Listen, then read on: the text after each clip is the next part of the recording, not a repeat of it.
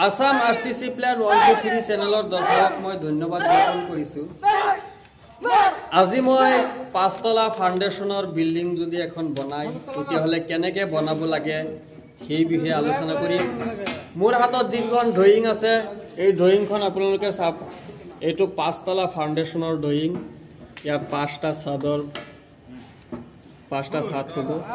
এইটো চাওক, এইটো হ'ল আপোনাৰ যিটো প্ৰিণ্টৰ বিম, এইটো হ'ল ফাৰ্ষ্ট বিম, ফাৰ্ষ্টত, এইটো ছেকেণ্ড ফ্ল'ৰ, এইটো থাৰ্ড, এইটো ফ'ৰ্থ, এইটো 5।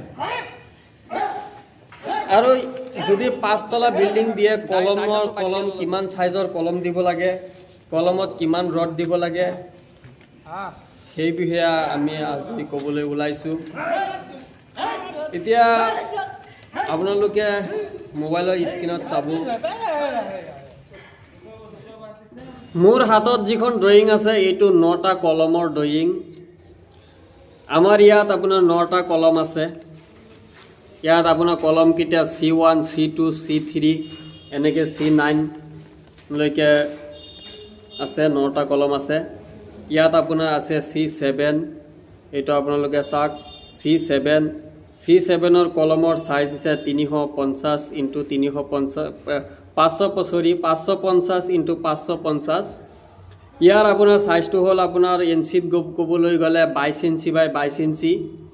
ইয়াত আপোনাৰ ৰড দিছে আপোনাৰ 12 পিচ ৰড দিছে আপোনাৰ 25ৰ ৰড, 25 mm ৰড দিছে 12 পিচ, আৰু 8 mm আপোনাৰ ৰিং দিছে। আৰু এইটো আপোনাৰ চাইজটো আছে 350 × 600। আমি যদি ইঞ্চিত ক'বলৈ যাওঁ তেতিয়াহ'লে 14 ইঞ্চি বাই আপোনাৰ 2 ফুট। আৰু ইয়াত আপোনাৰ 12টা ৰড আছে আপোনাৰ 25ৰ 8 mm ৰিং।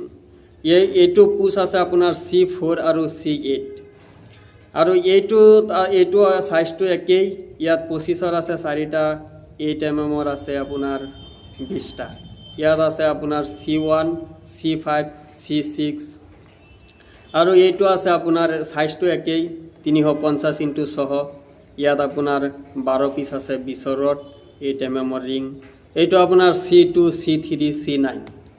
এতিয়া 9টা কলম। এতিয়া আপোনালোকে চাওক 5 তলা ফাউণ্ডেশ্যন দি যদি আপোনালোকে ঘৰ বনায় তেতিয়াহ'লে ৰড কিমান দিব লাগে। এতিয়া 5 তলা ফাউণ্ডেশ্যনৰ আপোনালোকৰ তলৰ জালিটো কেনেকৈ দিব, জালিটো কিমান দিব মই আগৰ এটা ভিডিঅ'ত কৈছিলোঁ। যদি আপোনালোকে 4 তলাৰ ওপৰত 5 তলা 6 তলা 7 তলালৈকে বনায় তেতিয়াহ'লে পায়ালিং দি দিব। যদি আপোনালোকে পায়ালিং নিদিয়ে তেতিয়াহ'লে এইটো চদত আপোনাৰ পায়ালিং নাই 5 তলা।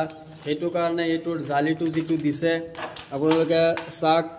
এই জালিটো যে দিছে ইয়াত আপোনাৰ ফুটা নিচিনা পাইছে। ইয়াত আপোনাৰ গোটেইখিনি আপোনাৰ জালি হ'ব। জালি আপোনাৰ ডবল জালি হ'ব। ওপৰৰ জালিটো তলৰ গোটেইখিনি জালি হ'ব, ওপৰৰ জালিটো আকৌ কেৰেং ছিষ্টেমৰ জালি হ'ব। এইটোত আপোনাৰ ঢালাইটো দিছে আপোনাৰ 800 মিলিমিটাৰ। 800 মিলিমিটাৰ হ'লে আপোনাৰ প্ৰায় 32 ইঞ্চি হয়। আৰু মাজৰ যিটো ঢালাই আছে এইটো আপোনাৰ 400 আপোনাৰ 16 ইঞ্চি।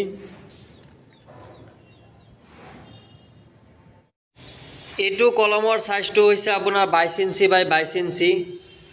এইটো মাজত এনেকৈ টানা ৰড দিবলৈ দিছে। কিছুমান ইঞ্জিনিয়াৰে আপোনাৰ ৰিং বনাবলৈ দিয়ে। এইটো ৰিং দিয়া নাই, এইটো টানাকৈ দিছে।